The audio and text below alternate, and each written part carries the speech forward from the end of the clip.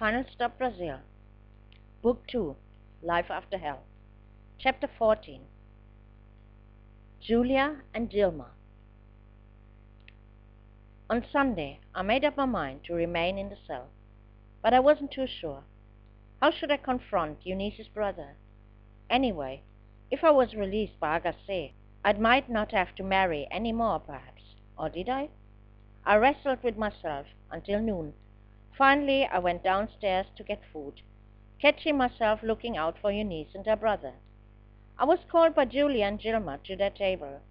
Both introduced their families to me. I was invited to sit down with them, and Dilma handed me a cup of ice cream. My God, how long I hadn't been eating ice cream.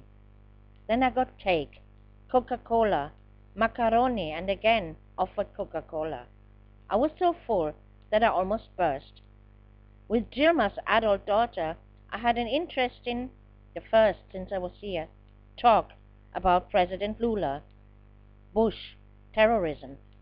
She was interested in the historical background of the Basque separatist group ETA. I gave her a lecture about. Julia's husband offered me his friend to marry, another one. He praised him as a hard-working, likable and handsome guy, while Julia glared at him angrily. The reason was that the man was not married, but lived in a consensual relationship. Dilma interjected that I was looking for a man, but not only for wedding, but also for love, and this one was no use for this purpose. And on it went with embarrassment. In that moment, I made up my mind for not taking any food the following Sunday. Finally, I thanked everybody and said goodbye to go upstairs. On the way, I saw Eunice with her brother. He also saw me right away and waved to me. I waved back, and that was it. I felt so full of all the food that I was just lazy and laid down in the cell, passively, watching TV. A little guilt overcame me then, especially when I didn't see nothing of Eunice for the rest of the day. I hoped she wasn't angry with me. When we resumed our work on Monday, I greeted her with a friendly, "Good morning, sister-in-law," but earned initially only a dirty look of her, and so I put one on top. "What now? Does your brother want to marry me or not?" Whereupon she replied, "Getting married? First it needs some banging, and then we talk about marriage. That's how it is here in Brazil." At least she was not angry. I knew now. In the evening, I went over to her cell to have a serious conversation with her. I told her that I wanted to stay in Brazil and therefore must marry.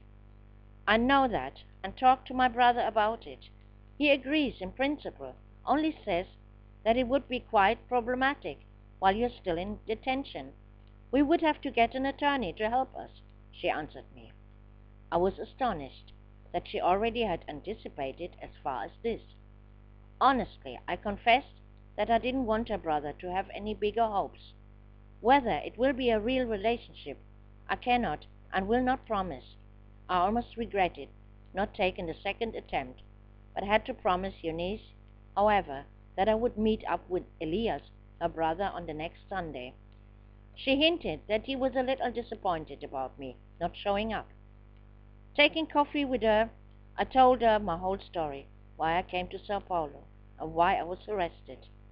She was impressed, and I had the feeling that now she liked her sister-in-law even more than before.